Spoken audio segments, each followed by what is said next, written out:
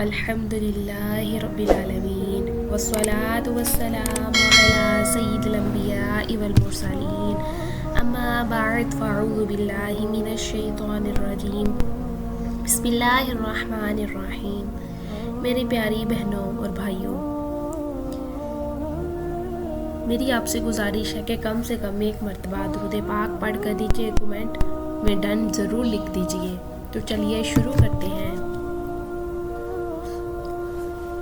آج کا ہمارا موضوع ہے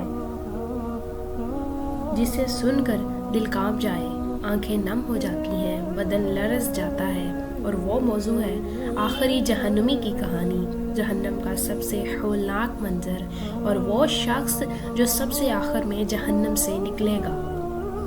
آج ہم ان احادیث کا ذکر کریں گے جن میں رسول اللہ صلی اللہ علیہ وسلم نے جہنم کے آخری انسان کی کیفیت بتا دی۔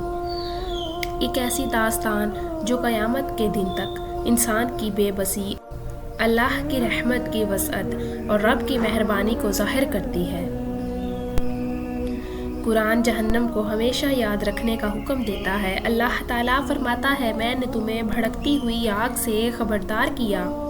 جہنم کی آگ جسے 70 سال تک دنیا کی آگ کے برابر بناتے بناتے 70 گنا بڑھایا جائے گا۔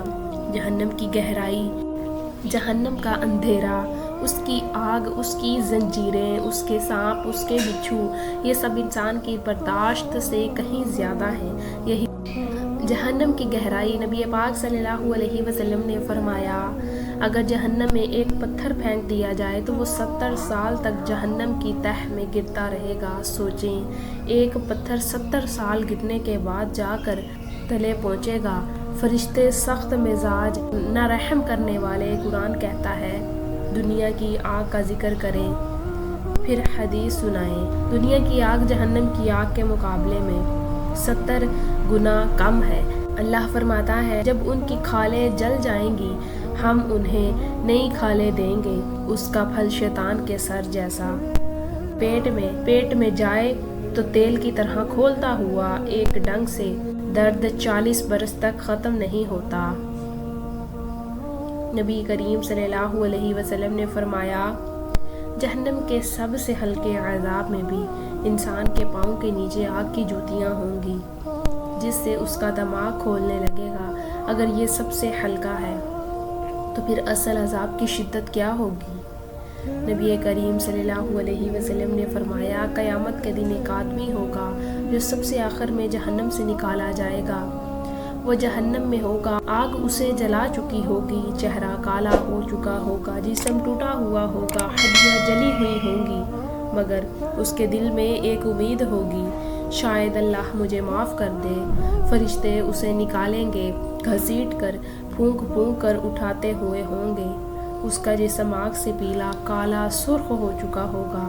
وہ آگ سے نکل کر کہے گا، وہ اللہ سے دعا کرے گا۔ کچھ دیر بعد ایک درخت دیکھے گا، کہے گا، اے اللہ مجھے اس درخت کے پاس لے جا، بس سائے میں بیٹھ جاؤں گا۔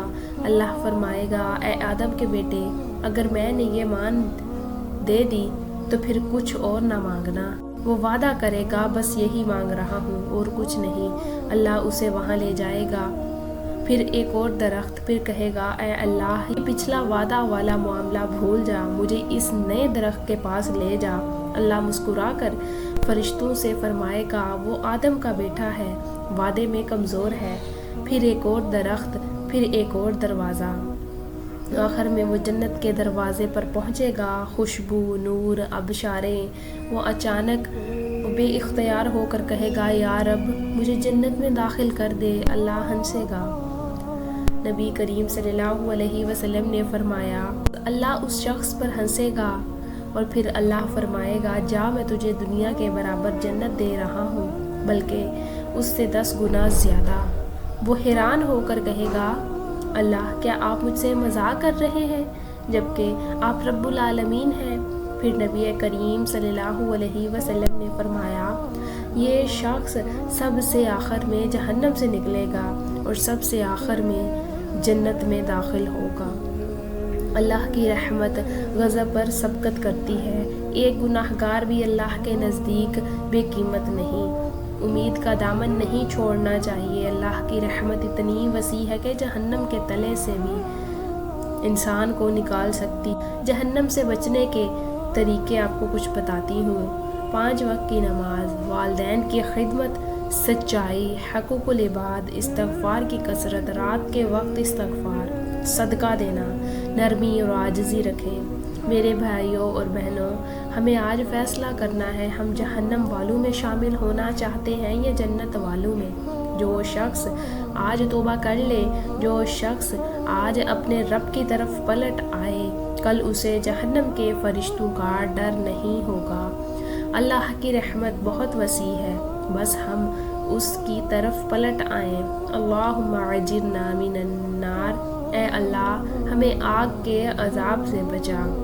تو پیارے ناظرین، آخر میں ہم اپنے رب سے یہی دعا کرتے ہیں کہ اے اللہ ہمیں جہنم کی آگ سے بچا، ہمارے تمام معاملات آسان فرما اور ہمیں جنت الفردوس میں اعلیٰ مقام عطا فرما۔ آمین یا رب العالمین۔